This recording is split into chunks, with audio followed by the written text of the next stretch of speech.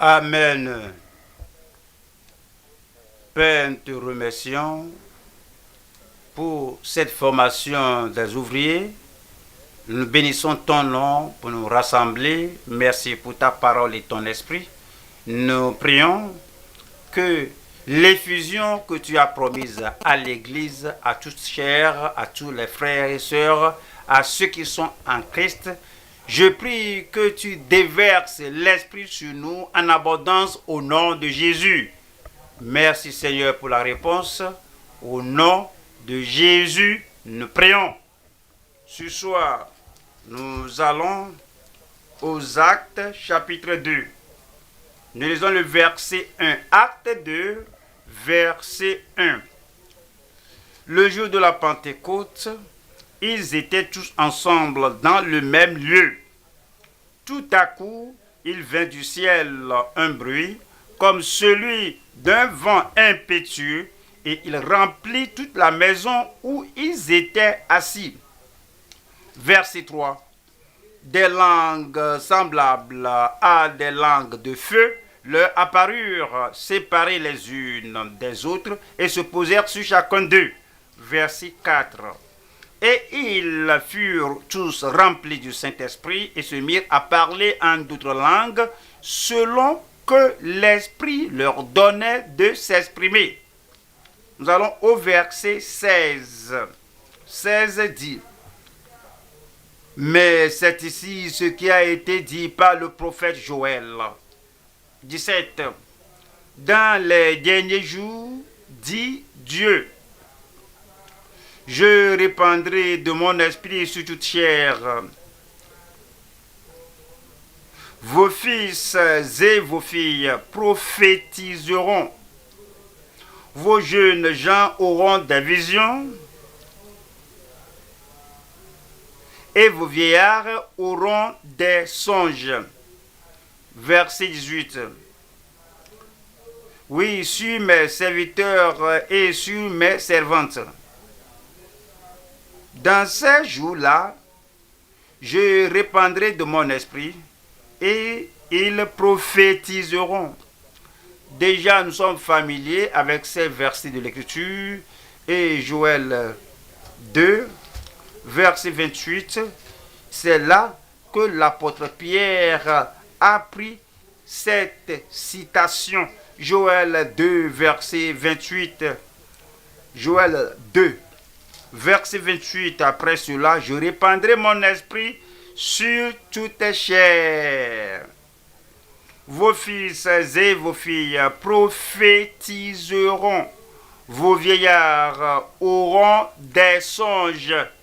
Et vos jeunes gens des visions. Le verset 29 même, sur les serviteurs et sur les servantes. Dans ces jours-là, je répandrai mon esprit.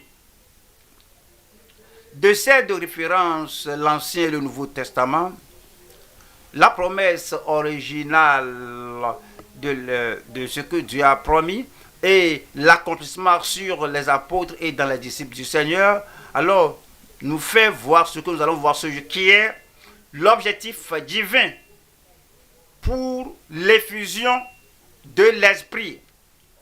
L'objectif divin pour l'effusion de l'Esprit, pour la puissance, pour le résultat dans la vie de ceux qui reçoivent l'effusion de l'Esprit. Alors, l'objectif divin pour l'effusion de l'Esprit.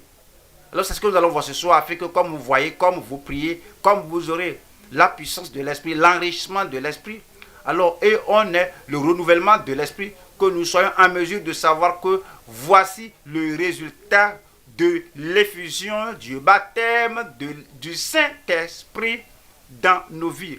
Nous allons voir 3 points. Premier point, c'est le revêtement de la puissance par l'Esprit. Il vient en nous et il déborde et il donne la force, il donne la puissance. Alors il nous enhardit afin que nous puissions faire l'œuvre qu'il nous a donné à faire avec la puissance de l'Esprit. Deuxième point, c'est l'enrichissement dans l'Esprit. Alors, comment, si cela vient, comment nous serons avec des vies enrichies, des vies bien bénies, avec l'œuvre de Dieu bénie dans notre vie. Non seulement que nous soyons sauvés, sanctifiés, mais remplis et immergés dans le Saint-Esprit. L'enrichissement dans l'Esprit. Et numéro 3, c'est l'entrée dans le baptême du Saint-Esprit. Comment on entre dans cette expérience, comment on jouit de cette expérience et comment nous faisons par expérience ce baptême du Saint-Esprit avec la puissance, l'immersion dans le Saint-Esprit. Allons au premier point qui est le revêtement de la puissance par l'Esprit. Nous allons aux Actes. Actes chapitre 1, nous lisons le verset 4. Alors ici, on dit ce que Jésus a dit à tous les disciples sans exception, les hommes aussi bien que les femmes, les personnes âgées et les jeunes qui étaient là. Acte 1, verset 4 dit, comme il se trouvait avec eux, il leur recommanda de ne pas s'éloigner de Jérusalem, mais d'attendre ce que le Père avait promis. Ce que je vous ai annoncé, leur dit-il. Alors, et qu'il se trouvait avec eux. Qui sont ces gens-là? Les apôtres, les disciples. Qui sont ces gens-là? Ils sont ceux qui le suivaient. Il dit que suivez-moi et je ferai de vous des pêcheurs d'hommes. Ils se levaient et le suivaient. Ce sont les gens dont les noms sont écrits dans le livre de vie. Il dit que ne réussissez-vous pas de ce que les démons vous sont soumis, mais parce que vos noms sont écrits dans les cieux. Ils sont les gens qui ont l'assurance d'être nés de nouveau. Si un homme ne naît de nouveau, il ne peut voir le royaume de Dieu. Ce sont ceux qui ont déjà donné la puissance pour guérir les maladies, chasser les démons, et les 70 revinrent avec Dieu disant comme oui, les démons nous sont soumis en ton nom. Il dit que ne réussissez-vous pas à cause de cela, mais réussissez-vous de ce que vos noms sont écrits au ciel. Ce sont les gens qui ont avec la puissance que je vous donne, la puissance de marcher sur les serpents et les scorpions et sur toute la puissance de l'ennemi. Ce sont les gens à qui elle a dit que rien ne pourra vous nuire. Ce sont les gens alors qui étaient baptisés d'eau. Non seulement qu'ils étaient baptisés d'eau, les apôtres aussi alors ont baptisé d'autres d'eau. Alors ils n'étaient pas étrangers au royaume de Dieu. Ils n'étaient pas étrangers au salut. Ce sont les gens qu'il a prié pour que sanctifie par ta vérité. Ta parole est la vérité. Donc, nous comprenons quand il a dit qu'il se trouvait avec eux. Alors, il est mort, enseveli, ressuscité le 3e jour, et il leur a apparu par plusieurs preuves ineffables, parce qu'ils étaient les disciples du Seigneur. Alors, ceux qui suivaient le Seigneur, dont nous comprenons qu'ils ne parlaient pas aux pécheurs, ils ne s'adressaient pas aux rétrogrades. Ceux qui ont rétrogradé, alors il les a restaurés. Et il a soufflé sur eux pour dire que recevez le Saint-Esprit, recevez le Saint-Esprit. Cela dit que recevez la fraîcheur du Saint-Esprit afin que le témoignage de l'Esprit, l'évidence du Saint-Esprit revienne en eux. Alors, comme il se trouvait avec eux avant qu'il ne les quittât, alors il leur a recommandé, on pourrait dire que déjà nous connaissons Christ, dit que non, cela ne suffit pas. Alors nous l'avons vu après la résurrection, dit que non, cela ne suffit pas. Alors, il leur recommanda de ne pas s'éloigner de Jérusalem. Combien d'entre eux alors se précipitent à courir, à aller ici et là sans la puissance de l'Esprit? Combien d'entre nous vont dire que oui, j'ai témoigné, j'ai prêché, plusieurs étaient guéris. Au fait, j'ai prié pour déjà été guéris. Mais ces disciples, ces 120 qui ont entendu, 70 et 120, ceux qui, alors ils chassaient les démons, guérissaient les malades. Jésus a dit, avec tout ce que vous avez fait, qu'une plus grande chose est en route. Une grande responsabilité vous est imposée. Et dit, et alors il leur recommanda de ne pas s'éloigner de Jérusalem, mais d'attendre ce que le Père avait promis, ce que je vous ai annoncé, leur dit-il. Verset 5 dit, car Jean a baptisé d'eau, mais vous, dans peu de jours, vous serez baptisés du Saint-Esprit. Pourquoi vont-ils attendre et prier? Et pourquoi doivent-ils être immergés dans le Saint-Esprit dans peu de jours? Le verset 8 nous dit, mais vous recevrez une puissance, le Saint-Esprit survenant sur vous. Alors, n'avons-nous pas reçu une certaine puissance? Oui, vous l'avez. Mais aussi, à ceux qui l'ont reçu, il leur a donné le pouvoir de devenir enfants de Dieu. À tous ceux qui croient en son nom, la puissance de l'affiliation, nous en avons déjà. Et la puissance pour le service, alors comme il les a envoyés, il leur a donné l'autorité, alors déjà ils guérissent les malades. Alors la puissance pour le service est donnée en une mesure limitée. Mais il a dit, il y a une grande mesure, il y a une mesure baptismale, il y a une mesure continuelle que vous allez courir, vous ne serez pas fatigué, vous ne serez pas épuisé, vous allez marcher sans vous lasser, vous allez faire l'œuvre que je fais, vous allez prêcher aux pécheurs, ils seront convaincus et ils auront la puissance de Dieu, les frapper, pénétrer leur vie et puis les pousser à venir au calvaire. C'est ce que vous attendez maintenant. C'est pourquoi il a dit que mais vous recevrez une puissance, le Saint-Esprit survenant sur vous, et vous serez mes témoins à Jérusalem, là où vous serez intimidés, là où vous étiez peureux, là où vous avez fui, là où vous êtes enfermés.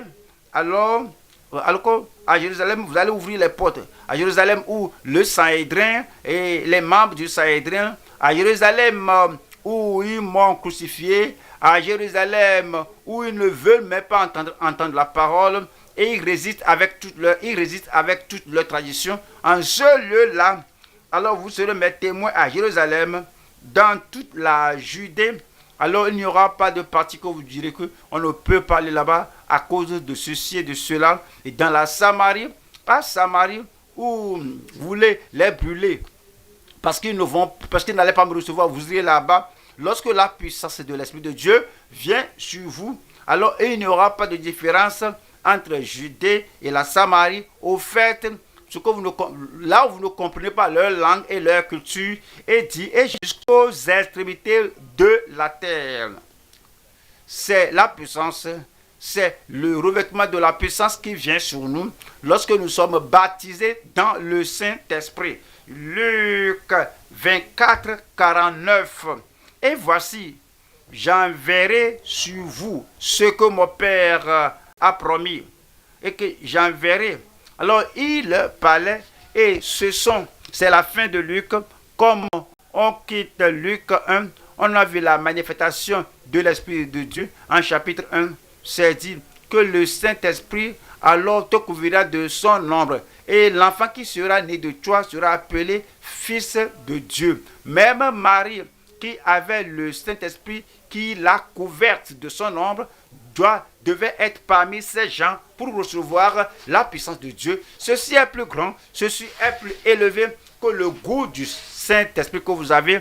Vous savez qu'au chapitre 1 de Luc 1, c'est dit que le Saint-Esprit est venu sur Élisabeth, sur Zacharie, même sur Jean, parce que Jean aura le Saint-Esprit même depuis les entrailles de sa maman. Mais ceci est plus grand, en une mesure plus élevée, plus grande, en une mesure plus grande de la puissance de Dieu, du Saint-Esprit dans nos vies.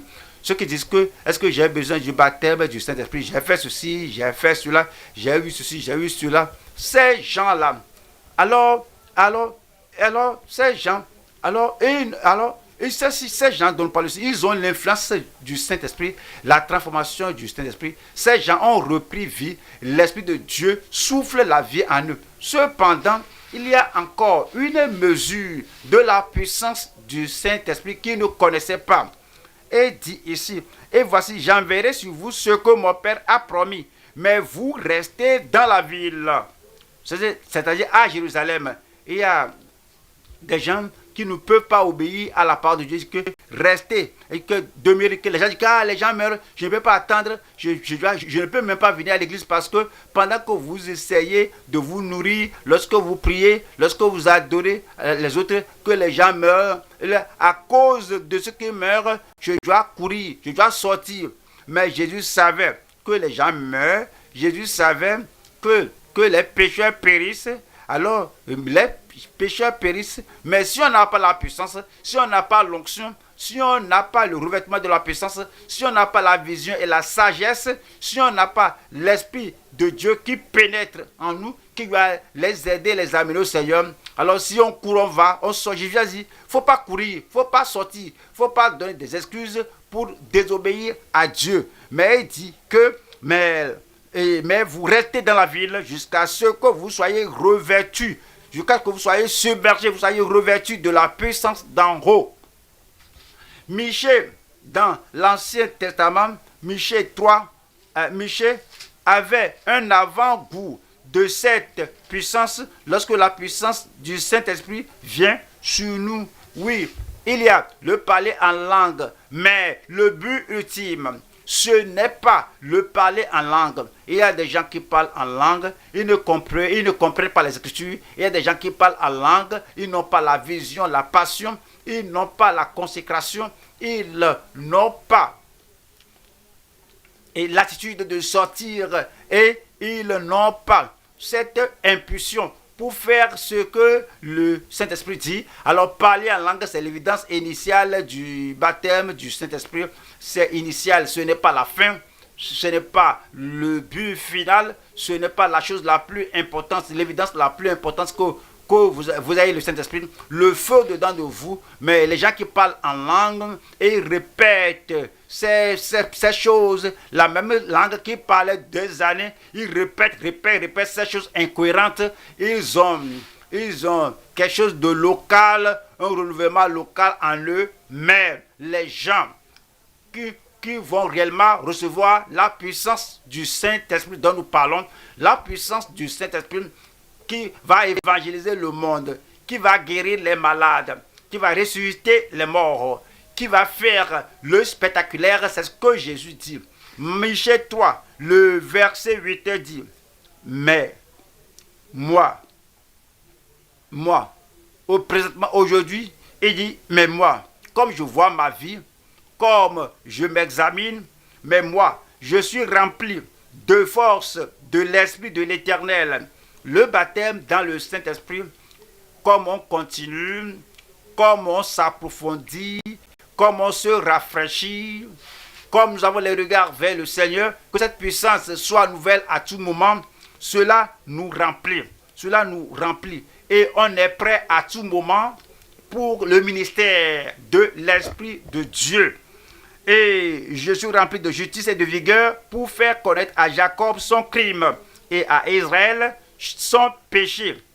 Vous rappelez-vous Pierre au jour de la Pentecôte, il était en mesure de déclarer au peuple leur péché et leur transgression. Et alors il a si déclaré qu'ils étaient touchés dans le cœur. Il disait, frères et sœurs, que ferons-nous? Alors c'est la puissance du Saint-Esprit. Ça c'est le revêtement de la puissance qu'il nous donne. Luc 1, 15. Luc 1, 15.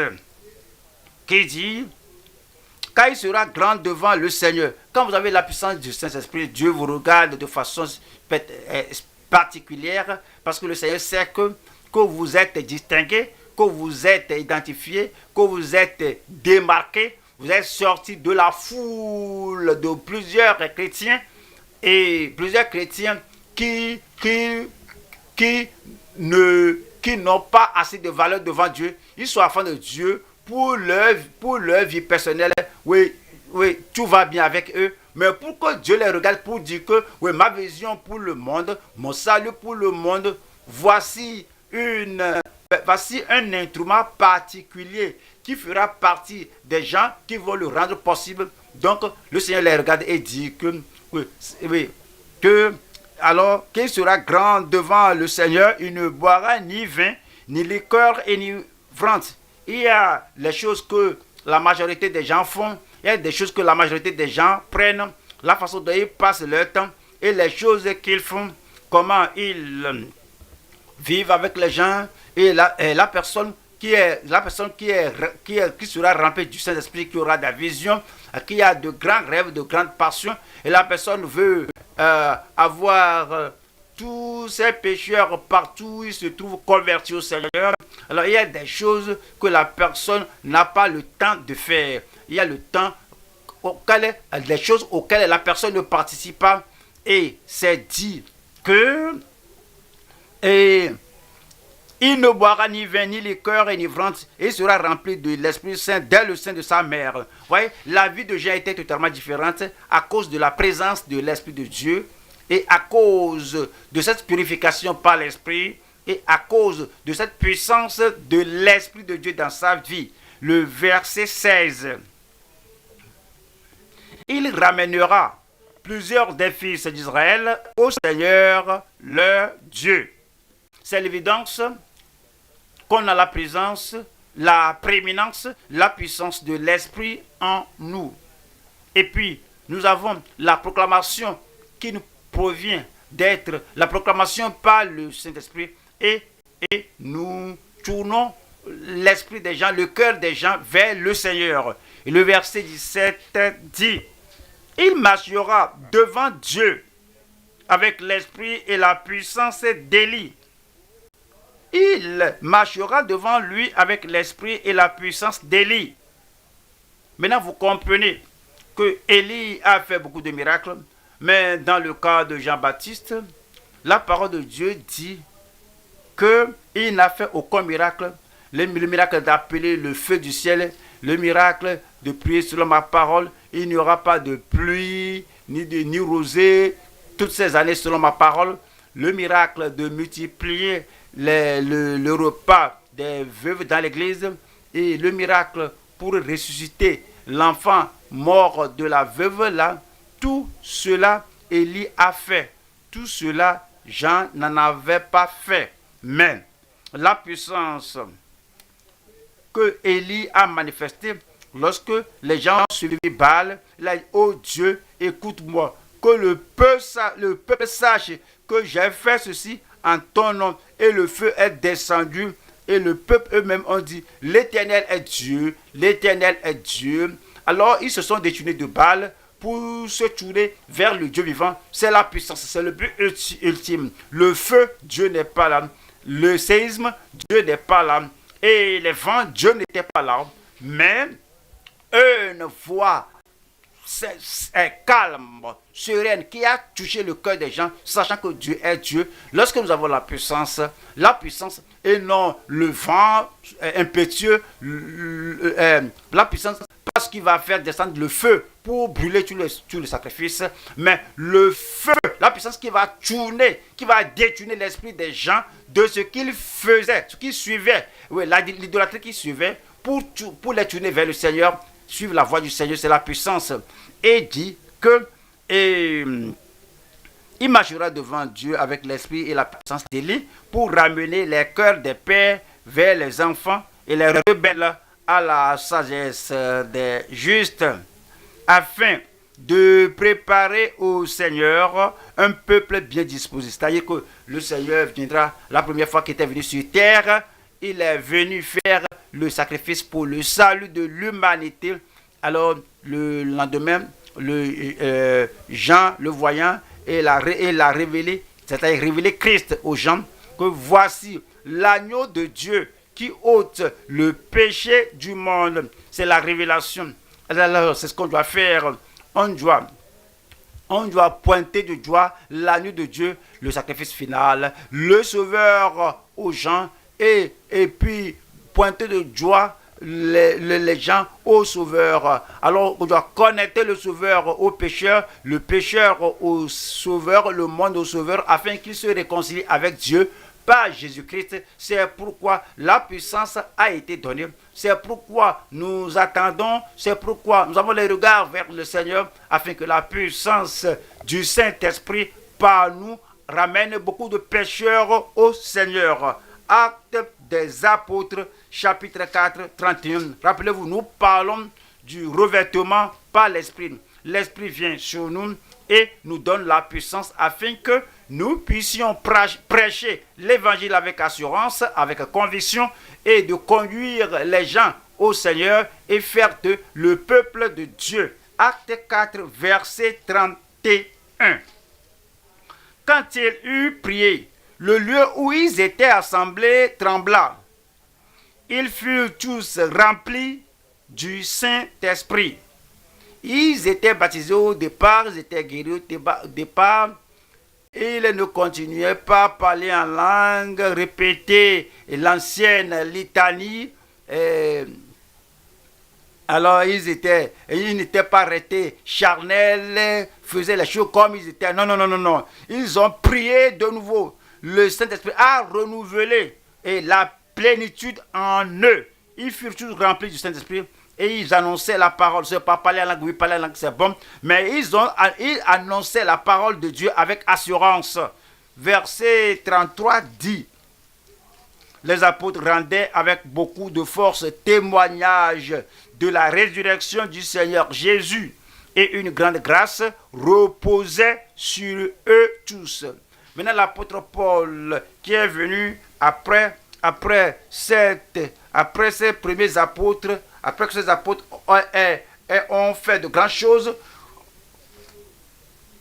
Romains chapitre 15, 18. Romains 15, 18. Car je n'oserais mentionner aucune chose que Christ n'ait pas fait par moi pour amener les païens à l'obéissance par la parole et par les actes. La raison pour laquelle l'apôtre Paul a reçu la plénitude du Saint-Esprit, c'est que les païens qui ne connaissaient pas la religion juive, les païens qui n'avaient pas la loi de l'Ancien Testament, c'est-à-dire que les gens qui étaient de fiefs adorateurs d'idoles et qui étaient ignorants du seul Dieu vivant au ciel, il est allé vers eux et avec la puissance du Saint-Esprit, il était en mesure de les faire sortir des ténèbres à la lumière. Il était en mesure de les faire sortir de leur idolâtrie pour servir le Dieu vivant. Voyez le verset 19. 19 dit: par la puissance des miracles et des prodiges, par la puissance de l'Esprit de Dieu, par la puissance des miracles, pas de simples miracles, mais de puissants miracles que ces idolâtres ont vus, et ils ont dit que on ne pourrait rien faire proche, on ne pourrait rien faire de semblable dans leur idolâtrie. Cela les a convaincus que pourquoi nous adorons l'idole quand il y a le Dieu vivant et Dieu et l'esprit vivant là, le Dieu vivant là déverse son esprit sur un homme de même nature que nous, et l'homme là est en mesure de faire ce qu'une idole ne peut dans le monde païen ne peut faire. Alors il dit: par la puissance des miracles et des prodiges, par la puissance de l'Esprit de Dieu, en sorte que depuis Jérusalem et les pays voisins jusqu'en Illyrie, j'ai abondamment répandu l'évangile de Christ. La puissance, le revêtement par la puissance, ce n'est pas seulement rester dans l'isolement, rester dans sa chambre, et puis on est en train que j'ai le Saint-Esprit. Le Saint-Esprit nous envoie dehors. Le Saint-Esprit nous donne la puissance afin que nous puissions aller vers les gens qui n'ont pas entendu et annoncer la bonne nouvelle de Christ. Le verset 20. Et je me suis fait honneur d'annoncer l'évangile là où Christ n'avait point été nommé, afin de ne pas bâtir sur le fondement d'autrui, selon ce qu'il est écrit. 21. Ceux à qui il n'avait point été annoncé verront. Par la puissance du Saint-Esprit, leurs yeux aveugles, leurs yeux spirituellement aveugles vont s'ouvrir et peuvent voir. Et ceux qui n'en avaient point entendu parler comprendront. On va à 2 Timothée 1, verset 7. Car ce n'est pas un esprit de timidité. Ce que nous apprenons ici, c'est que Timothée devait être un évangéliste, faire l'œuvre d'un évangéliste. Mais comment dois-je aller à ces lieux de ténèbres? Comment peux-je aller à ces lieux qui sont là où les démons opèrent, comment je peux aller vers ces occultistes? Quand le Saint-Esprit vient sur nous, nous n'avons pas l'esprit de timidité en craignant leur religion, leur tradition, en craignant leur occultisme, en craignant le pouvoir des ténèbres. C'est dit, car ce n'est pas un esprit de timidité que Dieu nous a donné, mais un esprit de force, d'amour et de sagesse. C'est le revêtement de la puissance que nous avons reçu, que lorsque nous sommes remplis, baptisés par le Saint-Esprit. Maintenant, tout le monde peut le dire. Chacun peut le dire. Que, est-ce que j'ai reçu ce genre de puissance? Je dis que je suis rempli. Je dis que je suis baptisé du Saint-Esprit. Je dis que je suis sauvé. Je dis que je parle en langue. Est-ce que réellement, est-ce que j'ai ce revêtement de puissance? Parce que voici l'épreuve finale. C'est ce que vous allez retrouver dans votre vie. Si on n'a pas ceci, et la puissance est disponible, car la promesse est pour vous, pour vos enfants et à tous ceux qui sont loin, aussi nombreux que notre Dieu appelle. Alors cela devient notre devoir de rester devant le Seigneur et de chercher la face du Seigneur et de dire avec le reste de ma vie que je vais évangéliser, je vais gagner des âmes, je vais enseigner la parole de Dieu avec cette plénitude de l'Esprit de Dieu. Nous allons au deuxième point. Deuxième point, nous allons voir l'enrichissement dans l'Esprit. L'enrichissement dans l'Esprit. Luc chapitre 12, verset 11. Luc 12, verset 11. Jésus parlait à ses disciples du Saint-Esprit. Ils veulent qu'ils espèrent ce qu'il y a pour eux. Que si j'ai cette mesure du Saint-Esprit, si j'ai cette immersion du Saint-Esprit, que dois-je espérer? Luc 12, verset 11. Quand on vous mènera devant les synagogues, les magistrats et les autorités, ne vous inquiétez pas de la manière dont vous vous défendrez, ni de ce que vous direz. Le verset 12. Car le Saint-Esprit vous enseignera à l'heure même ce qu'il faudra dire.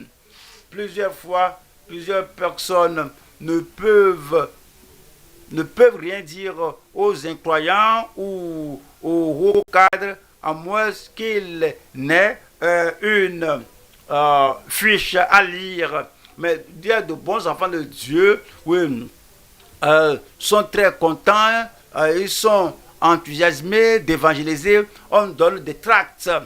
Alors on suit les premières 4 lois spirituelles, numéro 1, 2, 3, 4, même si on ne sait quoi dire. Alors les tracts, les traités, alors le matériel qu'on a écrit, oui, la voie royale au salut, cela nous dit, que tous sont pécheurs, on lit cela, on leur dit que personne ne peut se sauver. Les œuvres de la justice qu'on a ne peut pas nous sauver. On lit cela aux pécheurs, que Jésus est mort afin de nous sauver. Numéro 3, on lit cela, nous leur disons cela, que crois au Seigneur Jésus et tu seras sauvé. Alors, mais vous savez parfois, lire de la fiche que vous avez, lire du traité que vous avez, vous lisez, la chose là est sèche. La chose là ne pénètre pas dans le cœur et la personne sait que vous ne dites pas cela de votre corps, vous lisez ce qui est sur un papier.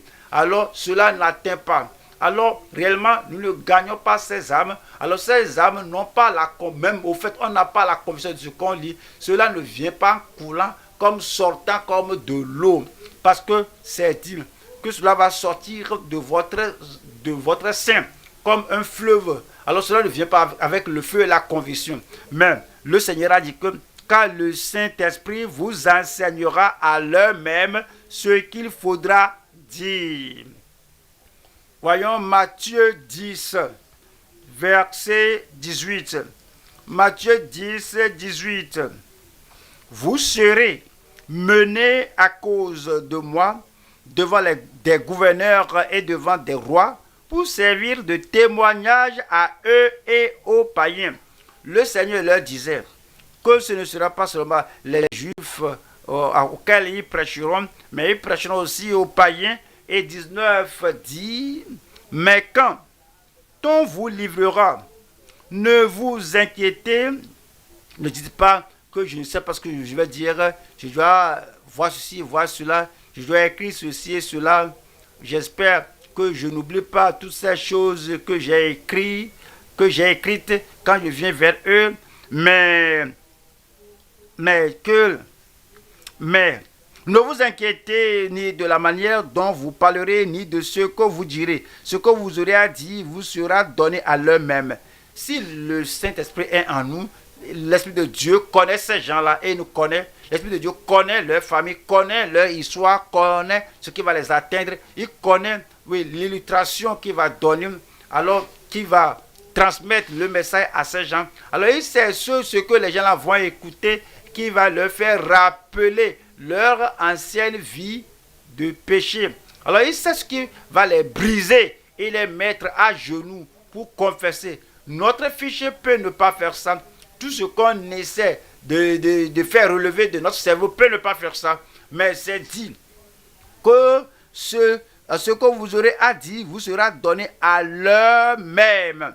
Et le verset 20 nous dit, car ce n'est pas vous qui parlerez, ce n'est pas la parole de l'homme, ce n'est pas le raisonnement de l'homme, ce n'est pas les paroles analytiques de l'homme, mais c'est dit que ce n'est pas vous qui parlerez, c'est l'esprit de votre Père qui parlera en vous. C'est l'enrichissement dans l'esprit qui fait ceci. Actes des apôtres, chapitre 6, verset 3. Acte 6, verset 3. Acte 6, verset 3. C'est pourquoi, frères, choisissez parmi vous cet homme de qui l'on rende un bon témoignage. Regardez autour de vous comment on reconnaît les hommes de bon témoignage. Nous vivons avec eux, ils sont frères et sœurs, de véritables enfants de Dieu. Et nous avons vu qu'ils n'avaient pas de mauvais rapports sur eux, ils ne sont pas des gens déshonnêtes, ils sont honnêtes. Tout ce qu'ils vous disent, vous pouvez sinon avoir confiance en eux, que ce qu'ils disent là, c'est la vérité. Alors c'est dit ici, alors ce sont des hommes ce sont des gens de qui on rend un bon rapport, qui soient pleins d'Esprit Saint et de sagesse. Alors, parce que ils sont des gens qui ne disent rien de la chair, ils ne disent rien qui soit superficiel, ils ne disent rien dans notre interaction avec eux et avec l'Église. Il est rempli du Saint-Esprit, elle est remplie du Saint-Esprit. Les gens doivent nous connaître. Quand nous tenons, quand nous parlons, quand nous partageons quelque chose que nous faisons, les gens savent, que ces gens-là nous reconnaissent que cette personne est remplie du Saint-Esprit de sagesse. L'Esprit de Dieu ne dit pas des choses folles, des choses irréalistes. L'Esprit de Dieu ne dit pas des choses bidons. Et les gens vont dire, mais pourquoi il parle comme ça? Même un pécheur qui a été à l'école ne peut pas parler de cette manière. Alors il ne veut pas vivre avec des gens comme ça. Mais comment lui parle comme ça? Comment elle parle comme ça? Ces gens-là, on les reconnaît avec l'interaction avec eux. Ce sont des gens qui sont remplis d'Esprit Saint et de sagesse, et que nous chargerons de cet emploi. Verset 5 dit, cette proposition plut à toute l'assemblée. Ils élurent. Ils n'ont pas de difficulté à choisir les gens qui sont remplis du Saint-Esprit. Je pense à ce frère. Et toi? Oui, je pense à lui aussi. Et je crois que oui, moi aussi. Je pense à la sœur là. Ils connaissent. Les gens savent que ces gens-là, ils sont chrétiens comme nous. Ils sont enfants de Dieu comme nous. Ils sont croyants comme nous. Mais, alors ils se sont distingués. Ce que les gens n'ont pas de difficulté à les choisir. Cette proposition plut à toute l'assemblée. Ils élurent. Voyez ceci. Étienne, homme plein de foi.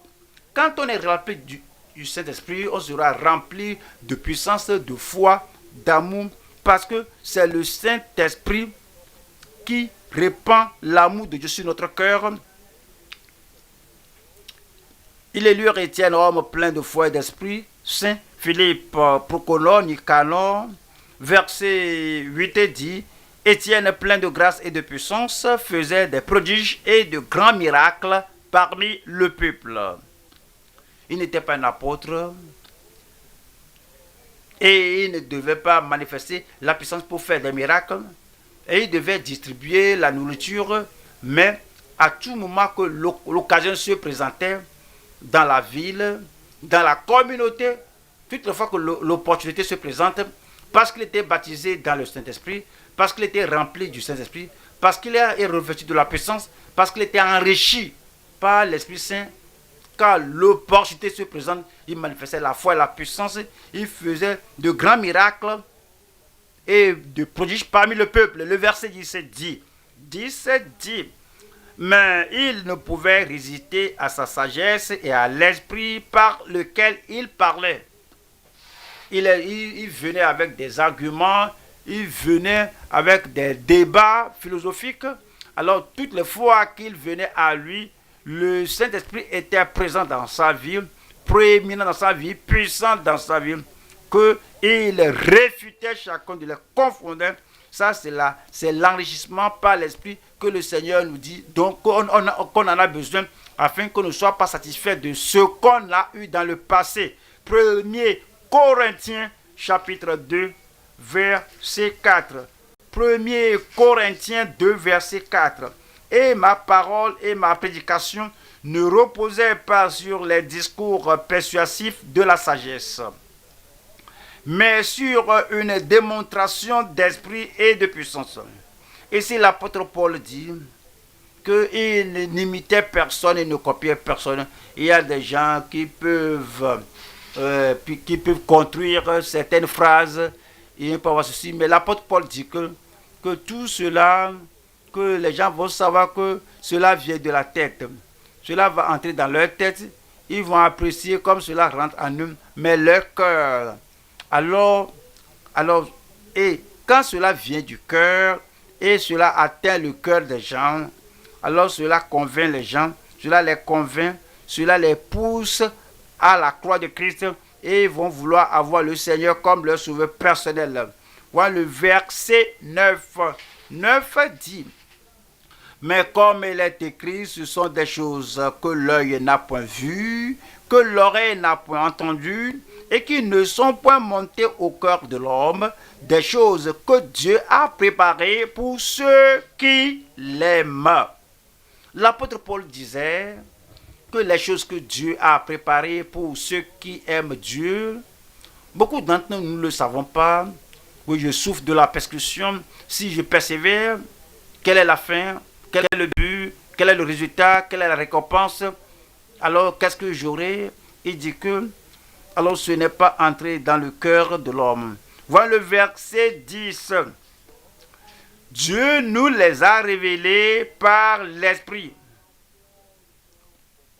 Nous sommes baptisés dans le Saint-Esprit. Nous traversons des eaux profondes. Nous traversons des choses qu'on ne comprend pas. Le diable dit que te voilà, tu es persistant, te voilà persévérant, te voilà servant, servir le Seigneur avec toutes tes ressources, tu donnes au Seigneur, tu traverses ceci maintenant. Qu'auras-tu? Quelle sera ta récompense? C'est là que beaucoup de personnes se perdent. Oui, c'est vrai. Tu traverses tout ceci. Mais qu'est-ce que j'aurai? Quel sera le résultat?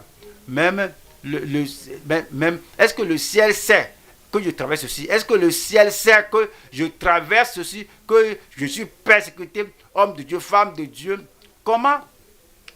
Pourquoi je traverse tout ceci? Quand on a l'esprit, les ressources de l'esprit, l'enrichissement dans l'esprit, alors le Seigneur va nous révéler tout par son esprit. Et c'est dit que quand l'esprit sonde tout, même les profondeurs de Dieu, il nous révèle tout. Verset 11. Lequel des hommes, en effet, connaît les choses de l'homme, si ce n'est l'esprit de l'homme qui est en lui. De même, personne ne connaît les choses de Dieu si ce n'est l'Esprit de Dieu. Les choses que Dieu a réservées pour vous, les choses que Dieu a dites, oui, Dieu a dit, ceci est pour vous, ceci est pour vous. Si on ne sait pas, on sera en mesure de mal comprendre notre situation. Regardez, Élie même, après avoir fait descendre du feu des cieux, même Élie, après avoir tué les 450 prophètes de Baal, alors Jézabel en avait appris et a envoyé vers Élie: demain à 7 heures, demain, je te ferai savoir qui est reine, parce que je te décapiterai. Alors tu as fait cela à mes prophètes, ne sais-tu pas que je suis dévoué à la vie des prophètes? Demain, ta vie sera comme l'une de leur vie. Alors, Élie, ne sachant pas, mais quoi qu'il ait l'Esprit de Dieu, il n'avait pas cette mesure de savoir qu'il serait enlevé, qu'il ne verrait pas la mort, que Dieu prépare des chars des cieux et des chevaux de venir l'emporter d'ici au ciel. Donc, il a dit: oh Dieu, je ne suis pas meilleur que mes pères, alors ôte ma vie, que je meure dans tes mains, que je ne meure pas entre les mains de Jézabel. Vous voyez, on devient confus, on est confondu, on est confus. On peut avoir l'hypertension artérielle élevée parce qu'on ne sait pas ce que Dieu nous a réservé. Mais lorsqu'on a le Saint-Esprit, c'est lui qui nous révèle, alors, et nous fait connaître les choses profondes que Dieu a réservées pour nous. Le verset 12 nous dit: or, nous n'avons pas reçu l'esprit du monde, mais l'esprit qui vient de Dieu, afin que nous connaissions les choses que Dieu... Quand on reçoit l'esprit dans cette grande mesure, afin que nous connaissions les choses que Dieu nous a données par sa grâce. Vous vous rappelez l'une des disciplines au cours des messages des ministres: ce que Dieu nous a donné, on doit savoir. Ce que Dieu ne nous a pas donné, on doit le savoir. Et puis, la vérité de l'Esprit de Dieu qu'on doit avoir. Et lorsque nous sommes remplis, baptisés dans le Saint-Esprit, alors il nous fait connaître ce que nous avons en Dieu. Cela nous encourage. Cela met l'essor sous nos pieds, parce que l'affliction n'est pas en vain, votre prière n'est pas en vain, votre persévérance n'est pas en vain. L'Esprit de Dieu vous fait savoir ce que Dieu vous a donné. Et nous allons au verset 13. 13 dit: et nous en parlons, alors il vous donne, vous savez, il vous console, il vous réconforte, il vous encourage, il vous illumine, alors il vous enrichit, et vous déclarez cela à d'autres pour les encourager. Et nous en parlons non avec des discours qu'enseigne la sagesse humaine, mais avec ce qu'enseigne l'Esprit. Alors il vous donne cela, et vous communiquez cela. Même il vous donne la parole que vous devez déclarer cela, ce que vous allez donner cela aux gens, employant un langage spirituel pour les choses spirituelles. Nous allons à Jean 14, 26. Jean 14, le verset 26. Nous parlons de l'enrichissement dans l'esprit, comment il enrichit notre vie, et ce que nous avons à cause de cette présence et cette prééminence et cette puissance de l'Esprit de Dieu dans notre vie. Alors c'est dit, Jean 14, 26, mais le consolateur, l'Esprit Saint, que le Père enverra en mon nom, vous enseignera toutes choses. Vous enseignera toutes choses. C'est ce que nous avons, les ressources que nous avons. Il vous enseignera toutes choses. Et vous rappellera tout ce que je vous ai dit. Alors, il vous rappellera tout. Matthieu est l'un des 12 apôtres. Il était avec Christ. Et tout ce que Christ enseignait, comment quelqu'un peut se rappeler tout le sermon sur la montagne, c'est Matthieu 5, Matthieu 6 et 7. Oui, il s'est rappelé tout, parce que le Saint-Esprit va vous rappeler tout ce que je vous ai dit. Comment pouvait-il écrire ces chapitres de Matthieu? Parce que le Saint-Esprit vous rappellera tout ce que je vous ai dit. Jean était l'un des apôtres qui était avec Christ, et tout ce qui s'est passé, l'histoire du Seigneur Jésus-Christ, l'interaction du Seigneur Jésus-Christ, alors toutes les questions de ces pharisiens, ce qu'ils lui ont demandé, la réponse qu'il a donnée, et il a écrit tout cela. Alors, il dit que je pouvais même écrire plus que ceci, parce qu'il y a beaucoup de choses à dire que Christ a fait, qui ne sont pas écrites dans ces choses, parce que si je dois tout écrire, je crois bien que le monde entier ne peut pas contenir tout ce qui serait écrit. Mais ces choses sont écrites pour que vous croyiez que Jésus-Christ est le Christ. Il est le Fils de Dieu. Et en croyant en lui, vous ayez la vie éternelle. Alors, c'est la fonction du Saint-Esprit à ces gens. Comment on peut être oublieux quand on a le Saint-Esprit, on ne se rappelle pas la parole de Dieu, les tentations viennent, l'épreuve vient, et puis on ne se rappelle pas ce qu'on a, ce qu'on doit écouter, qui doit nous donner l'épine dorsale, qui doit nous fortifier, ce qui doit nous faire résister au diable par la foi et le faire fuir de devant nous.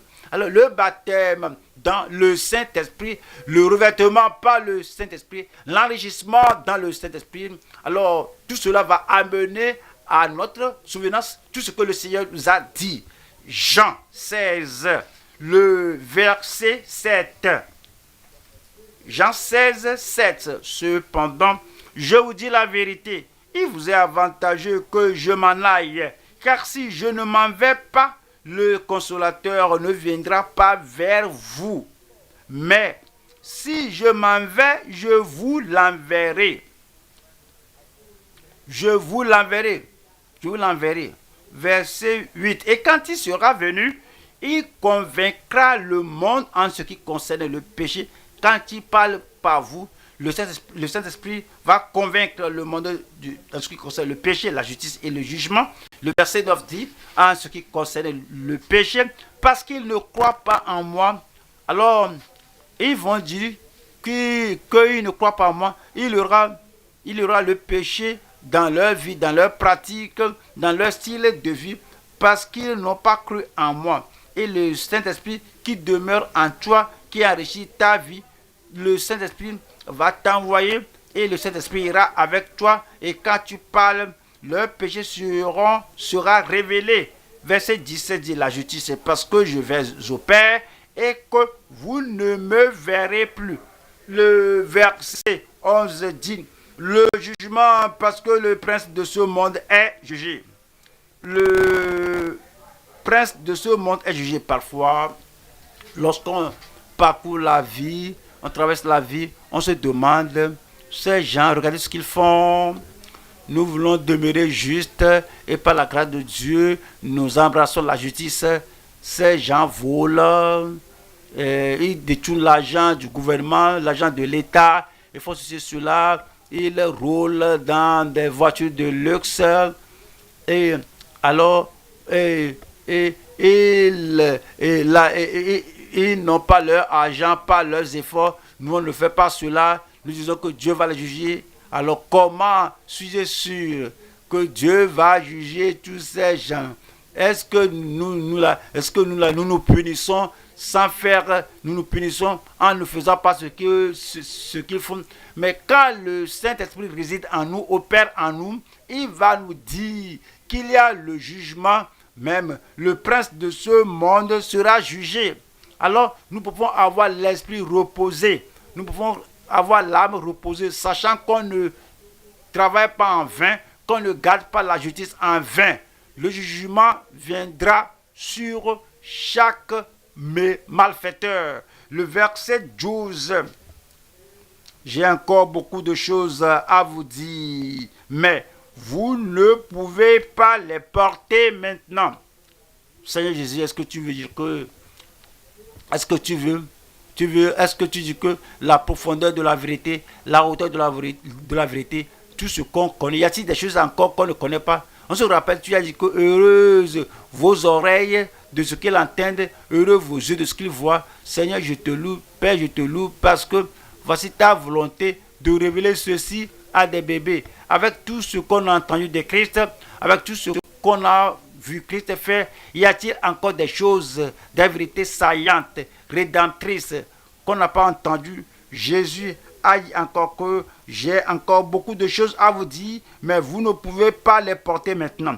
13 dit, quand le consolateur sera venu, l'Esprit de vérité, il vous conduira dans toute la vérité. Si nous manquons le baptême du Saint-Esprit, si nous manquons d'être immergés dans le Saint-Esprit, il y a bien des choses profitables, des choses bénéfiques qu'on ne connaît pas, qu'on ne connaîtra pas, parce que c'est en la présence constante du Saint-Esprit qui nous illuminera, qui nous fera avoir cette révélation. Il dit que quand l'Esprit de vérité viendra, il nous conduira dans toute la vérité, car il ne parlera pas de lui-même, mais il dira tout ce qu'il aura entendu et il vous annoncera les choses à venir. Il vous annoncera les choses à venir. Les disciples comprenaient l'enlèvement, la tribulation, ce qui vient, ce qui suit lorsque Christ était avec eux. Alors, si ces disciples ont compris que certains vont ressusciter pour la vie et d'autres pour la résurrection de la condamnation, s'ils ont compris que lorsque ils ressuscitent, que nous qui sommes vivants, on va ressusciter, ils n'ont pas compris.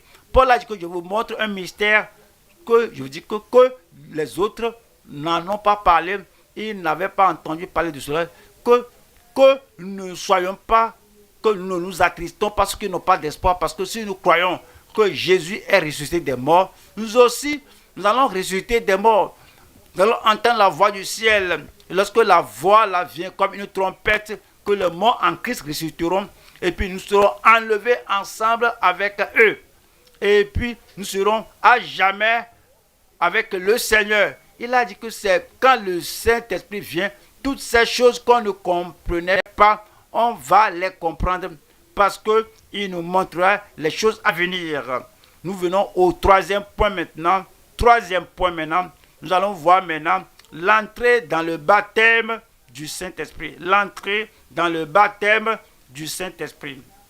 Comment entrons-nous dans cet enrichissement, dans ce revêtement de puissance, dans cette illumination, dans cette abondance du Saint-Esprit? Nous allons à Jean 3:3. Jésus lui répondit, en vérité, je te le dis, si un homme ne naît de nouveau, il ne peut voir le royaume de Dieu. Alors, c'est le premier pas pour entrer dans cette grande expérience. Le verset 5 dit, Jésus répondit, en vérité, je te le dis, si un homme ne naît d'eau, et d'eau, c'est l'eau de la parole de Dieu qui vient à nous. Vous êtes purs par la parole que je vous ai déclarée. Et d'esprit, c'est l'Esprit de Dieu qui rend témoignage que nous sommes maintenant enfants de Dieu. Parce que vous n'avez pas reçu l'esprit de servitude pour être dans la crainte, mais vous avez reçu l'esprit que vous avez l'esprit de Christ qui est, et vous criez Abba Père au salut. Donc on a fait la première expérience qui est le salut. Et puis il dit, sinon nous ne pouvons pas entrer dans le royaume de Dieu. Nous allons à Jean 17, verset 14. Jean 17, 14. Je leur ai donné ta parole, et le monde les a haïs. L'évidence est qu'ils sont nés de nouveau, ils ne faisaient pas partie du monde, ils sont maintenant enfants de Dieu. Parce qu'ils ne sont pas du monde, comme moi, je ne suis pas du monde. Né de nouveau, le verset 15. Je ne te prie pas de les ôter du monde, mais de les préserver du mal. Verset 16. Allez, il souligne ceci. Ils ne sont pas du monde comme moi, je ne suis pas du monde. 17. Sanctifie-les par ta vérité, ta parole est la vérité. Chapitre 3, le salut par l'Esprit de Dieu qui les a fait avoir la première expérience d'entrer dans l'Esprit de Dieu. Ici, c'est la sanctification. Nous allons à Jean chapitre 7, le verset 37. Le dernier jour, le grand jour de la fête, Jésus se tenant debout s'écria, si quelqu'un a soif, qu'il vienne à moi et qu'il boive. Après que nous sommes sauvés, après être sanctifiés, alors on doit savoir, il y a toujours quelque chose. Nous avons soif, nous avons encore faim. Nous savons que le ciel n'a pas épuisé tous les dons de Dieu, la grâce de Dieu n'est pas épuisée. Il y a quelque chose encore dont on a soif. Si quelqu'un a soif, qu'il vienne à moi, qu'il boive. 38. Celui qui croit en moi, des fleuves d'eau vive couleront de son sein, comme dit l'Écriture. Il y a un fleuve d'eau, le salut, et puis nous puisons de cette eau, le salut du Seigneur, de ce puits, mais il y a des fleuves d'eau vive. Le verset 39 qui dit, il dit cela de l'Esprit que devaient recevoir ceux qui croiraient en lui. Sauvés, on doit toujours recevoir le Saint-Esprit à la mesure de baptême. Sanctifié, on doit toujours recevoir le Saint-Esprit à la mesure baptismale. Car l'Esprit n'était pas... Il dit cela de l'Esprit que devaient recevoir ceux qui croiraient en lui. Car l'Esprit n'était pas encore... Parce que Jésus n'avait pas encore été glorifié. Parce que avant Christ ne soit allé à la croix, après sa résurrection, alors il dit parce que Jésus n'avait pas encore été glorifié.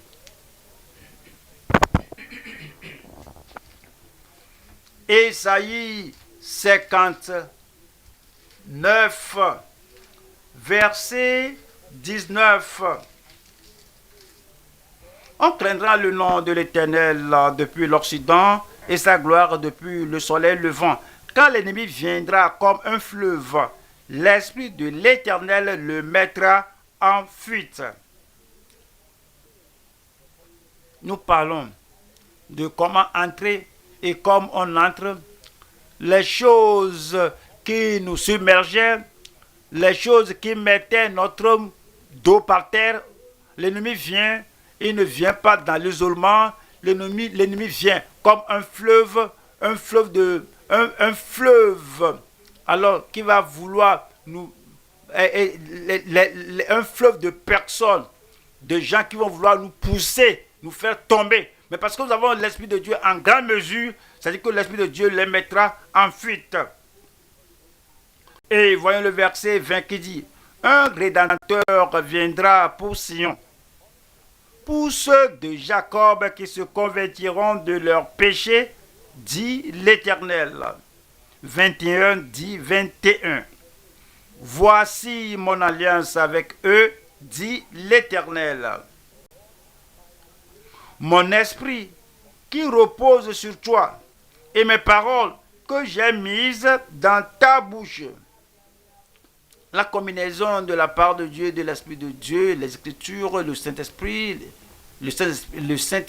la Sainte Écriture, combinée dans notre cœur, nous donne la puissance, cela nous donne l'épée d'or, cela nous donne la force, l'énergie, cela nous donne la capacité que le fleuve de l'ennemi, comme de puissantes eaux, que nous puissions y résister.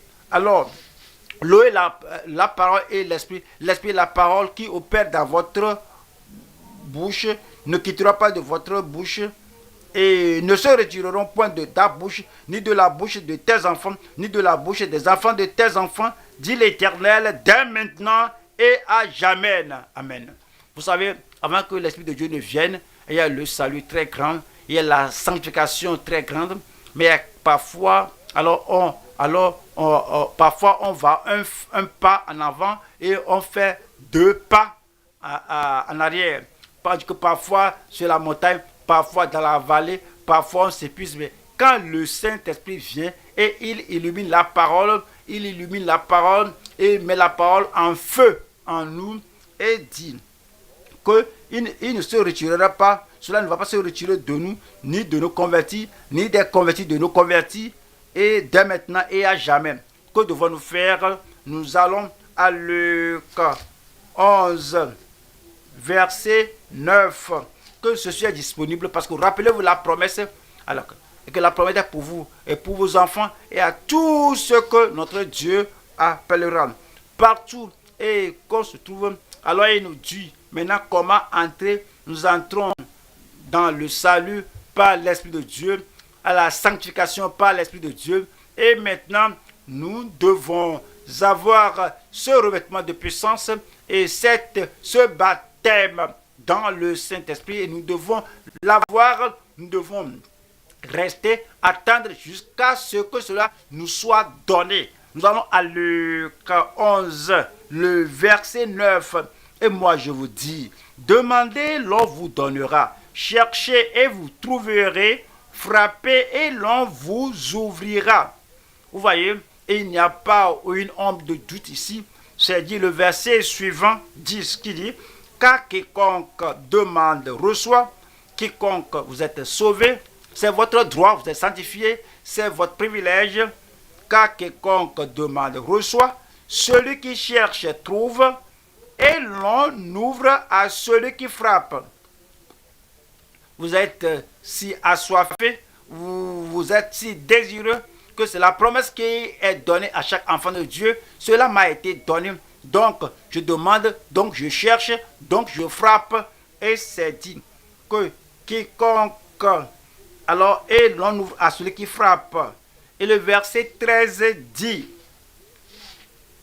c'est donc méchant, comme vous l'êtes, vous savez donner de bonnes choses à vos enfants, à combien plus forte raison examinez-vous en tant que père, voyez-vous en tant que mère, et votre enfant demande du pain, votre enfant demande quelque chose de plus que du pain, et vous leur donnez.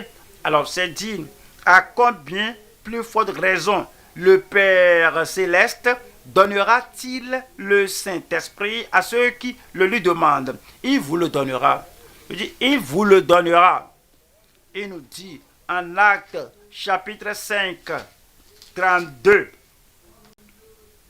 Nous sommes témoins de ces choses, de même que le Saint-Esprit que Dieu a donné à ceux qui lui obéissent.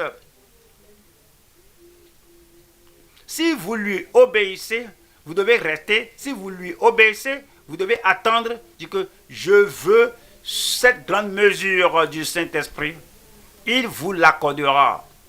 Vous pourrez ne pas attendre longtemps ici, mais arriver à la maison, vous dites que voici la parole de Dieu, et vous parcourez, vous lisez la parole de Dieu, vous demandez et vous lui demandez, vous l'accorderez au nom de Jésus. Je vais utiliser le mot prêt en anglais qui est ready. Nous allons utiliser les lettres de du mot prêt qui est ready en anglais.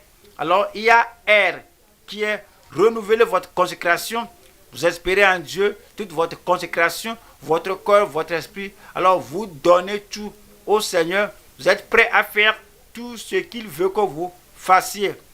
Alors vous mettez tout sur l'autel.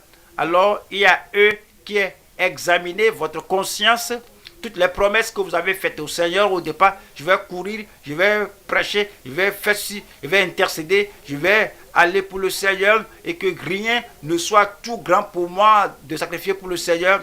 Alors comment tu accomplis cela, comment tu honores cela? Alors eux qui examinent votre conscience, il y a A qui est abstenez-vous de tout ce qui est contraire. Il y a des choses qui sont contraires à la parole de Dieu, contraires à la volonté de Dieu, des choses contraires à l'appel que le Seigneur vous a donné. Et le Seigneur a fait une alliance avec vous toutes ces années, mais il y a des choses contraires viennent. alors vous allez vouloir retourner au Seigneur, que Seigneur, je suis désolé, je m'abstiens de tout ce qui est contraire et qui est dévouez-vous, à dévouer tout, dévouez-vous à la grande commission. La grande commission que Dieu nous a donnée, voici disciquer, voici l'évangélisation, voici le gain des âmes. Alors vous vous consacrez, vous dédiez, vous dévouez tout ce que vous avez, votre énergie, votre ressource, votre énergie, votre intelligence, tout ce que vous avez, vous dédiez, vous dévouez tout à la commission. Et il y a Y qui est abandonné tout à Jésus. Jésus, je suis à toi, tu m'as donné ta vie. Tout ce qui est venu dans ma main, tout ce qui est venu dans mon cœur, tout ce qui est dans ma vie, je te soumets tout. Renouvelez votre consécration, examinez votre consécration, votre vie, abstenez-vous de tout ce qui est contraire, consacrez tout à la commission, abandonnez tout sans réserve à Christ. Le Saint-Esprit va remplir votre vie. Le Saint-Esprit va saturer votre vie. Le Saint-Esprit, et par la grâce de Dieu, par la force du Seigneur et selon la promesse de Dieu, alors vous allez faire ce que vous n'avez jamais rêvé de faire au nom de Jésus. Levons-nous maintenant et parlons au Seigneur, disant: Seigneur, j'ai entendu, c'est ta promesse, j'ai entendu au sujet de l'avènement, au sujet de la plénitude du Saint-Esprit. Je me soumets à toi sans réserve. Invoquez le nom du Seigneur. Alors, le Seigneur veut baptiser, le Seigneur veut donner la force, le Seigneur veut donner la puissance, le Seigneur veut faire tout ce qu'il a dit, jusqu'à ce que vous ayez la plénitude du Saint-Esprit et que vous serviez le Seigneur sans épuisement, sans faiblesse dans votre vie au nom de Jésus.